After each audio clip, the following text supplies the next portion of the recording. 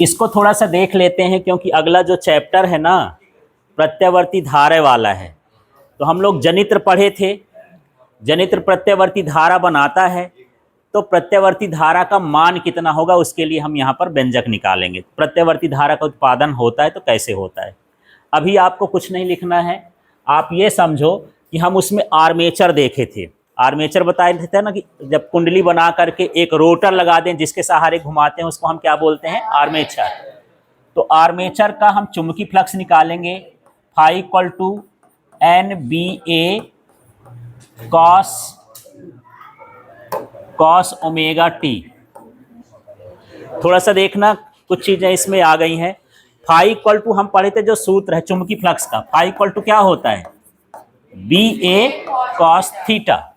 दो चीजें यहां पर बदल रही हैं, एक इसमें क्या घुस रहा है, N, क्योंकि इसमें बहुत सारे फेरे होंगे तो फेरों की संख्या आ गई, और दूसरा हम उसको घुमा रहे हैं, जो कोण है वो घूम घूम के बन रहा है ना। आर्मेचर क्या होता है, घूमता है, तो जब घूमता है तो थीटा की जगह हम क्या लिखते हैं, ओमेगा टी, कोणीय वेग आ जाता है।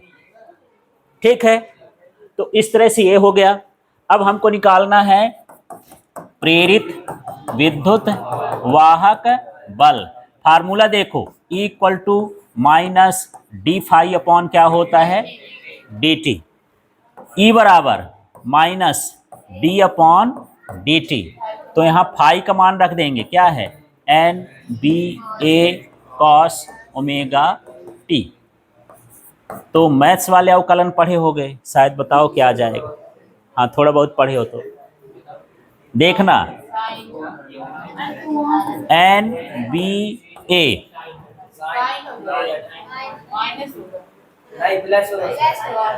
प्लस होगा, अच्छा माइनस, अभी रुको मैं यहां लिख रहा हूं, इसका अवकलन ओमेगा साइन ओमेगा टी।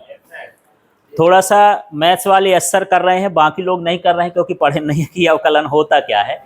पहले समझो, यहाँ पर बताता हूँ, यदि आपके पास, थोड़ा एग्जाम्पल देता हूँ, d upon d theta cos theta हो, d upon d theta cos theta हो, इसका जो अवकलन होता है माइनस साइन थीटा होता है। ठीक है, लेकिन यहाँ पर यदि थीटा की जगह 5 थीटा हो, कॉस 5 थीटा, तो यहाँ पर क्या होगा, 5 थीटा, और यहाँ शुरू में भी क्या हो जाएगा, 5, ये गुणा 5 हो जाता है। ठीक, बस यही चीज़ है। यदि आपको ये समझ में आ रहा तो ठीक है, नहीं आपको ये ध्यान रखना है कि ये माइनस लगा है, माइनस कर देंगे, NBA लिखा है वो भी लिख देंगे, D अपॉन dt इसके साथ जाएगा, किसके साथ, कॉस ओमेगा टी के साथ, तो उसको बदलेगा, तो बदल के क्या कर देगा, minus omega sine omega T. अब माइनस माइनस प्लस हो गया, तो ये हमारे पास क्या आ जाएगा यार, E बराबर NBA ओमेगा, और यहाँ पर क्या हो गया, साइन ओमेगा टी।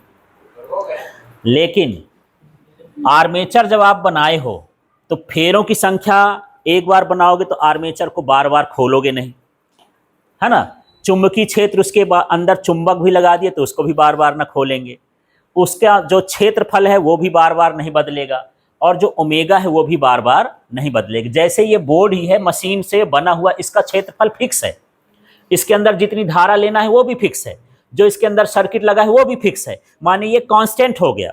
तो एक नया कांस्टेंट, ये भी कांस्टेंट, ये भी कांस्टेंट, ये भी 4-4 ठो कांस्टेंट, सब नियत मान है, तो एक नया कांस्टेंट दे देते हैं, ये होता है E बराबर E not sine omega T. इस तरह से ये प्रेरित विद्युत वाहक बल का क्या है, सूत्र है। अब मैं देखना अगले बार में जब आप अगले चैप्टर में जाओगे तो क्या क्या मिलेगा। एक सूत्र मिलेगा E बराबर E0 साइन ओमेगा टी, ये विद्युत वाहक बल का हो गया।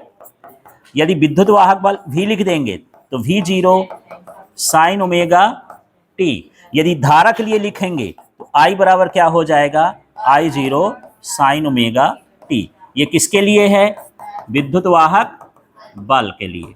ये किसके लिए है, वोल्टेज के लिए। ये सब AC वोल्टेज है ना, और ये क्या है, धारा।